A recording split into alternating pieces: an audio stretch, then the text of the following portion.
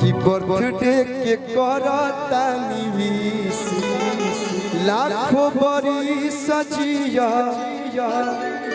लाखों बरिस जिया लाखों बरिस जिया शिशु पहोखे माई के आशीष शिशु पहोखे बाबू के आशीष लाखों बरिस जिया शिशु पहोखे बाबू के आशीष लाखों बरिस जिया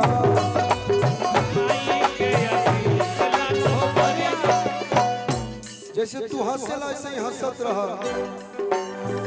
बादुआ की हंसत रहा सबका दिल में बसत रहा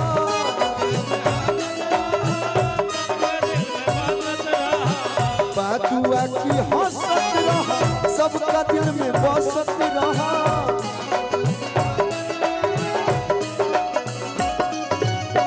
हमने और वो कहा होता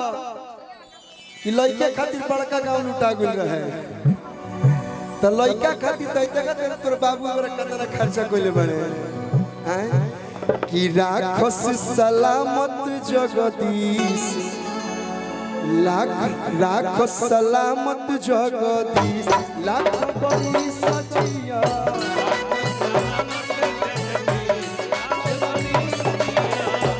पर है माई के आशीष म्यूजिक ना खाली लाइन है चल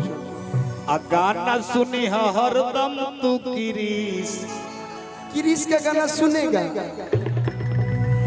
कृति रोज नया गढ़ा कि आर्यन बाबू आगे बढ़ा कृति रोज नया गढ़ा आर्यन बाबू आगे बढ़ा ते हो तोरो में बक्सरे के पानी बा कि सबका से बन के रहबी लाखों बरिस जिया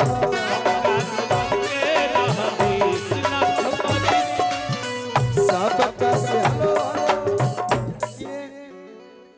कमल किशोर भैया बैठल बानी गार्जियन आर पंकज भी बैठल बानी कलू बाबू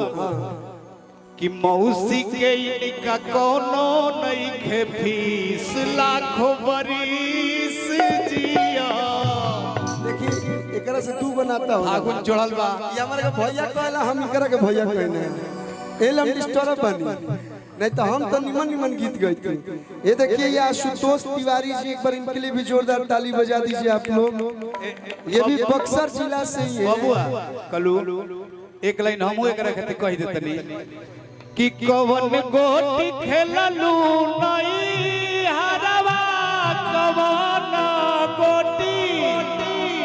अरे ससुरानु हो ललना बबुआ के माई खाती कि ललना कवन गोटी खेललू से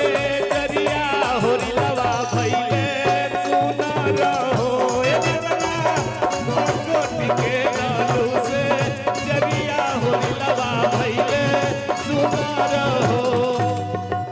कवन गोटी खेललू नहीं हरवा कवन गोटी ससुरा कवन गोटी ससुरानु हो ललना ई हमर छोट भाई आशुतोष आ तत्काले के दुल्हा अब लगले खुशी कर राजू भैया भी बैठल बने आशीर्वाद दिले बने बहुत आशु बाबा के भी आशीर्वाद पड़ल बा आशुतोष पर जल्दी के ललना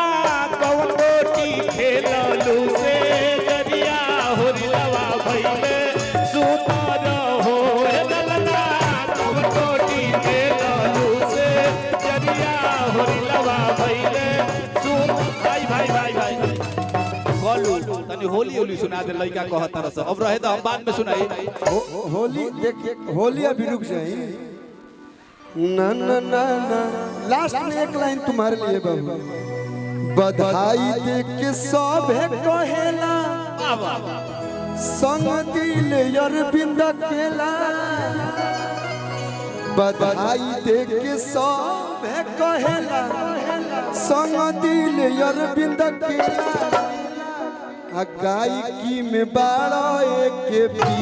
लाखों बरिस जिया गायकी में 12 लाखों बरिस जिया जुग जुग। आज थोड़ा सा हम गाँव में हल्का सा थाकल बनी आसू बाबा। अभी हम एक फिल्म कर रहे हैं जिसके लिए हम फोन किए थे लेकिन तुम्हारा बर्थडे था इसलिए तुम नहीं किए। उसमें जो लड़का रोल कर रहा है छोटा सा उसका भी नाम आर्यन है। स्टेज ऐप की एक OTT भोजपुरी में स्टेज ऐप एक है उसकी फिल्म कर रहा हूँ और उसमें भी जो लड़का है उसका नाम भी आर्यन है। और वह रात तक शूटिंग चल रहा आवे में तन में था कि बनी से आवाज हल्का सा खसखसा था लेकिन चल घर में बन कि गायकी में 12 लाखों बरिस जिया गायकी में 12 हंसिया गायकी में। लेकिन भैया हाँ बिना भी माई खातिर गौले सोहर बबुआ के तो हम गाता नहीं।